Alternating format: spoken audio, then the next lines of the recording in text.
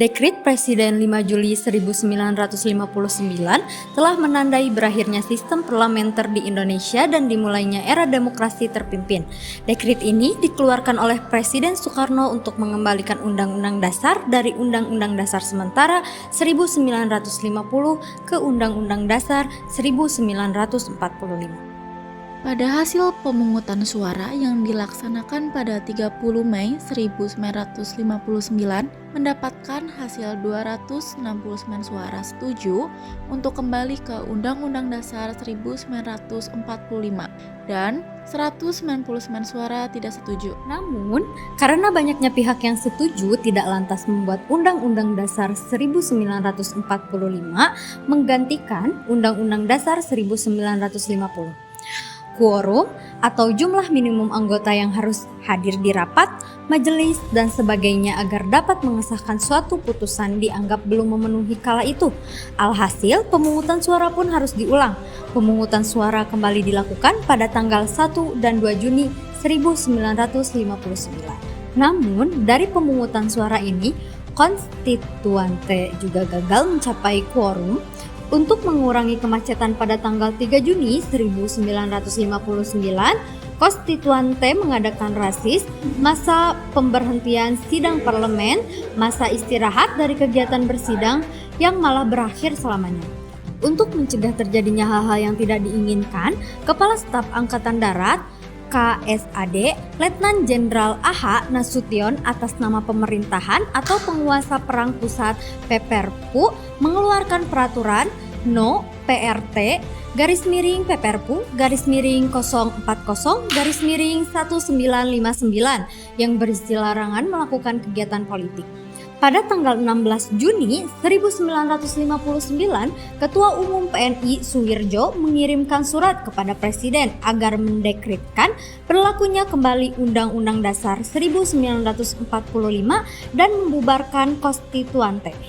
Pada hari Minggu, tanggal 5 Juli 1959, pukul 17.00 demi keselamatan negara berdasarkan hukum keadaan bahaya bagi negara, Presiden akhirnya mengeluarkan dekret yang diumumkan dalam upacara resmi Istana Merdeka. Setelah hasil sidang, kami mendekretkan berlakunya kembali Undang-Undang Dasar 1945 dan membubarkan konstituante.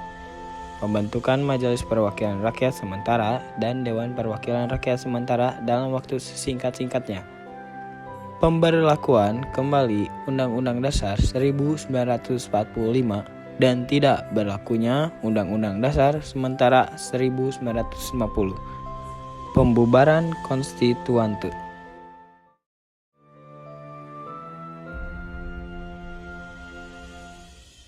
Surat Perintah 11 Maret atau Supersemar merujuk pada peristiwa politik yang terjadi pada 11 Maret 1966 di Indonesia.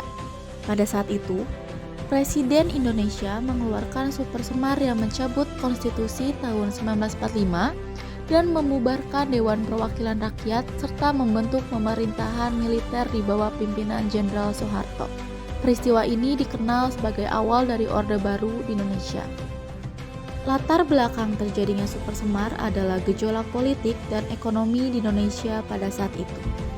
Ketegangan antara pemerintahan Soeharto dan fraksi militer yang dipimpin oleh Soeharto sendiri disertai dengan krisis ekonomi dan ketidakstabilan politik menciptakan kondisi yang memicu pengambilalihan kekuasaan melalui Supersemar 1966. 11 Maret 1966, Presiden Soekarno mengeluarkan Supersemar yang mencabut Konstitusi 1945 dan membubarkan DPR. Setelah pengumuman Supersemar, kekuasaan sipil beralih ke tangan militer Jenderal Soeharto dan mulai mengonsolidasikan kekuasaannya. Peristiwa Supersemar menjadi puncak dari ketegangan politik yang telah lama terjadi antara pemerintahan Soekarno dengan fraksi militer yang dipimpin oleh Soeharto. 1. Berakhirnya era Soekarno. Supersemar menandai berakhirnya kekuasaan politik Soekarno yang dianggap kontroversial oleh sebagian kalangan. 2. Penguasaan militer. Supersemar membawa militer, terutama di bawah kepemimpinan Jenderal Soeharto, mengambil alih kekuasaan politik di Indonesia. 3. stabilitas politik.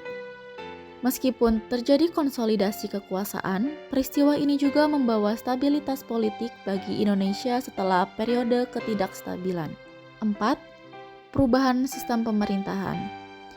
Pemerintahan militer yang berkuasa setelah Super Semar membawa perubahan signifikan dalam sistem pemerintahan Indonesia. 5. Perubahan sosial dan ekonomi. Orde Baru yang dimulai setelah peristiwa ini membawa perubahan sosial, ekonomi, dan politik yang berpengaruh bagi Indonesia selama beberapa dekade. 6. Pengaruh terhadap masyarakat. Super Semar juga memberikan dampak psikologis bagi masyarakat Indonesia, terutama dalam hal perubahan dinamika kekuasaan dan pemerintahan.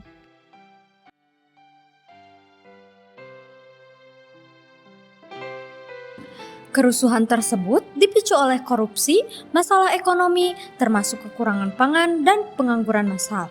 Kerusuhan ini akhirnya berujung pada pengunduran diri Presiden Soeharto dan jatuhnya pemerintahan Orde Baru yang telah berkuasa selama 32 tahun. Salah satu penyebab turunnya Presiden Soeharto karena adanya peristiwa Trisakti. Berbagai demonstrasi sudah terjadi di mana-mana, salah satunya di lingkungan mahasiswa dari HMI, Himpunan Mahasiswa Islam, Denpasar pada 4 Mei 1998.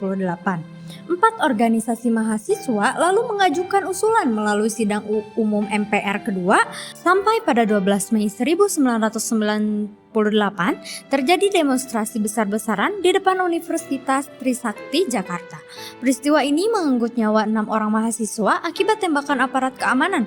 Mereka antara lain ada Elang Mulia, Lesmana Heri Hertanto, Herdiawan Lesmana, dan Hafidin Rayyan. Peristiwa yang dikenal dengan nama tragedi Trisakti ini membuat mahasiswa di mana-mana tersulut dan melakukan aksi yang lebih besar pada 13 sampai 14 Mei 1998. Seperti di kantor DPRD Jawa Tengah, aksi penjarahan dan pembakaran di perkotaan pun mewarnai kerusuhan di berbagai daerah. Puncaknya pada 18 Mei 1998.